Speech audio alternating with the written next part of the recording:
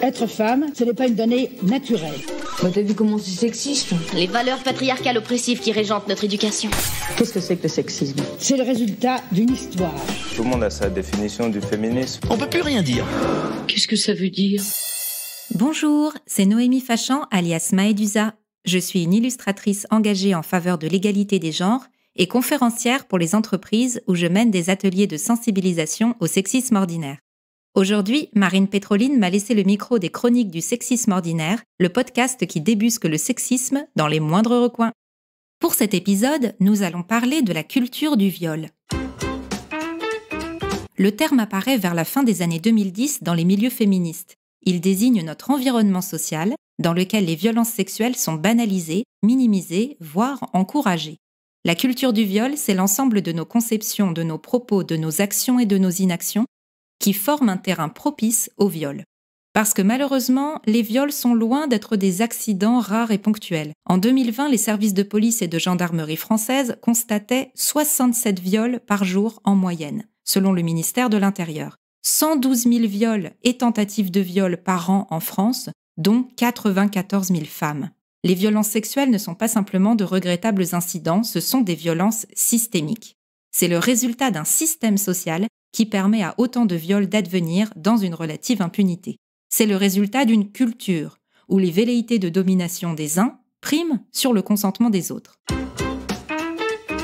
Cette culture du viol repose sur des mythes tenaces autour des violences sexuelles. Des croyances erronées qui nous sont transmises à travers les médias, les productions artistiques comme les films, les séries ou les livres, notre éducation genrée ou tout simplement le sexisme ordinaire.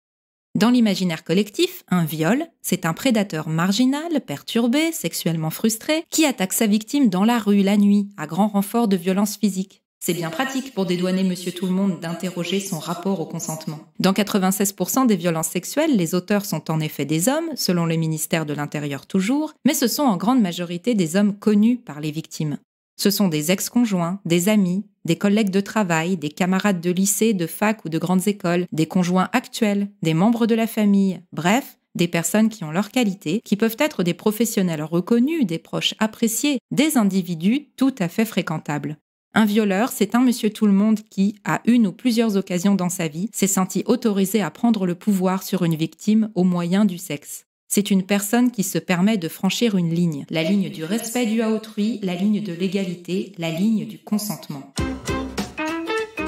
Un autre mythe qui fonde la culture du viol, c'est l'idée que les victimes seraient plus ou moins responsables de ce qui leur arrive. C'est quand on se demande comment la victime était habillée, quelle était son attitude envers l'agresseur, qu'est-ce qu'elle faisait là, à tel endroit, à telle heure. Ce réflexe très répandu de culpabiliser les victimes, de mettre leurs paroles en doute et de trouver des excuses ou des circonstances atténuantes aux violeurs, ça fait partie de la culture du viol.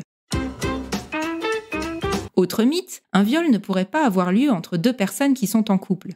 Sauf qu'à partir du moment où il n'y a pas consentement entier et éclairé, toute insistance, tout chantage, tout rapport forcé relève bien de la violence sexuelle. Le viol conjugal existe et le fait que la victime soit le ou la conjointe du violeur est une circonstance aggravante.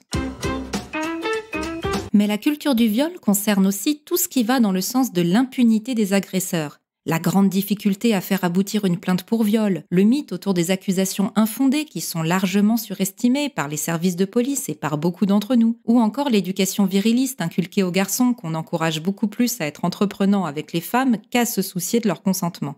Et sinon, Maëdusa, il y a une bonne nouvelle dans tout ça ? Le point positif, c'est qu'une culture, on peut la faire évoluer. Il n'y a aucune fatalité à la culture du viol. Nous avons le pouvoir de combattre les mythes et les rapports de domination qui la sous-tendent. Pour résumer, la culture du viol, c'est tout ce qui, dans notre culture, permet et encourage l'omniprésence des violences sexuelles.